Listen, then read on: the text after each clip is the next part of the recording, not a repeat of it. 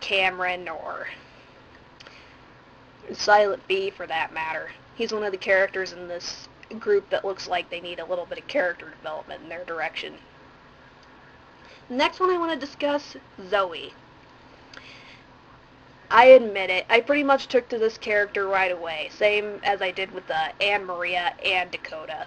It's just, but unlike with those two, I can really empathize with her for some reason. She wants to get on the show so that she can meet with other teenagers, see something outside of her hometown, something like that. I can kind of empathize with that, and I'd really like to see her achieve her goals. I don't know. She just seems like a very likable, nice, down-to-earth kind of character.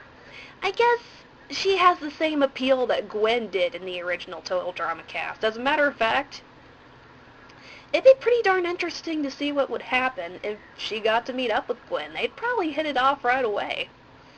I could definitely see them getting along, maybe talking about some sort of obscure art practice, like what their opinions on abstract art might be, or what their opinions on modern art are.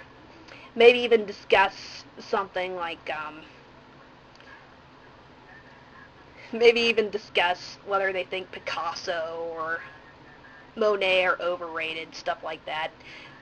Heck, maybe, well, it seems like Zoe has more of an interest in the movie world, though, so maybe she could introduce Gwen to movies such as,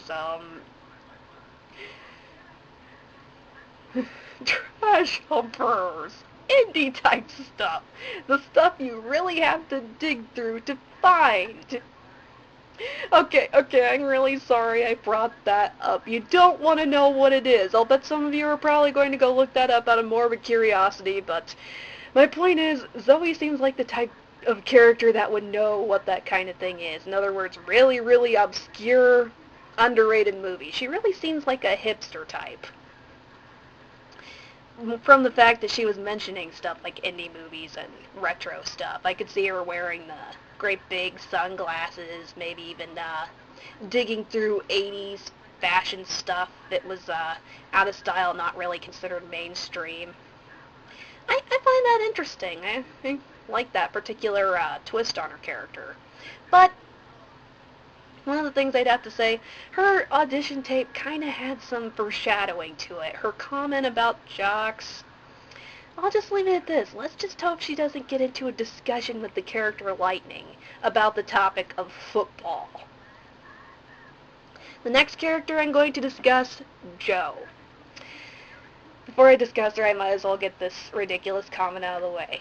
Is this Eric Douglas's older sister? If you don't know who that is, look him up on YouTube. I'm just going to leave that comment at that. I can say this much. I do not like this character at all. It's, out of all the other characters on the cast, the fact that you could say that they're similar to a lot of the original cast, she does seem like an Eva ripoff to some degree, but in this case, she's a lot more unlikable. I don't know what it is. It's just the way she just crammed her face right up into the camera lens. It was like, I'm gonna win! I have a pretentious attitude and a superiority complex. You suck compared to the like of me. I am a god! She'd probably love to be in the position that Tulio and Miguel found themselves in the Road to El Dorado movie, that's for sure. She'd probably take advantage of it quite a bit. It's just her attitude. I just don't like this character for some reason. It's just like, as quoting my DA journal entry about this, I want to see Eva kick this gal's ass. I really do, because that gal has a stick stuck up her rear farther than Courtney ever has, and somebody needs to pull that stick out. Please do not think dirty with that particular comment, please. With this character, yeah, it's really more the way her personality came across than her looks. I'm not really picky when it comes to character designs. Oh, this video is getting pretty damn long. Ugh. Moving on, Brick. Eva's soulmate. I practically have no words to say beyond that except Eva's soulmate and Chef's dream intern. If he wanted to work with DJ before, oh, he'd be more than happy to risk his job to help this character win the million. I can just see it. He seems like a pretty likable character. I don't know, I just didn't really have much of a reaction to this particular character, I suppose. Moving on from Brick, next one, Dawn. This character is freaking adorable. Just look at her. She is so cute. I love the voice they picked for her. It's freaking perfect. This is Snow White if she were actually a likable character. She has the perfect voice and just, Gah! Yeah, this character, I'm probably going to be quite a fangirl of her and just, yeah, Alejandro's probably just been beaten out as my top favorite Total Drama character. She's just so cute. And just the fact that she's an animal lover and sort of a nature lover too. Gah! If this character had been on Captain Planet, I probably would have tuned in a lot more avidly because somebody like her talking about the environment or something like that, I'd probably listen. She's just so dark cute. Also, for some strange reason, she reminds me of Luna Lovegood off of the Harry Potter series. Maybe it's the blonde hair, or that she might have... I just can't help thinking she might have kind of a bizarre kind of attitude behind her. I don't know. Either way, I definitely like this character. She doesn't really rate as high as Anne Maria and Dakota. I happen to like the characters with attitude a bit more, but she's definitely one of my top favorites. Drawing down to the wire here, Scott. Okay, I'm going to pose this question right here, right now, because I honestly don't get it. I'm probably going to get killed for asking this.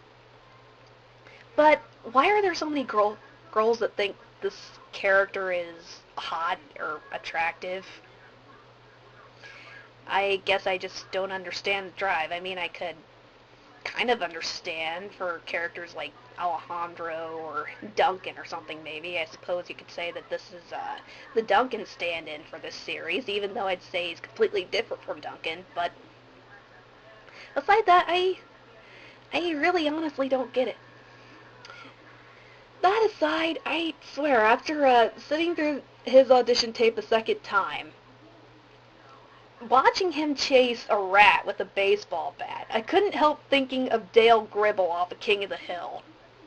I can just see Dale Gribble being this guy's long-lost uncle or close relative or something. I could just see him running around in his van with the great big bug on top of it, looking around and Dale teaching Scott the ropes of exterminating stuff.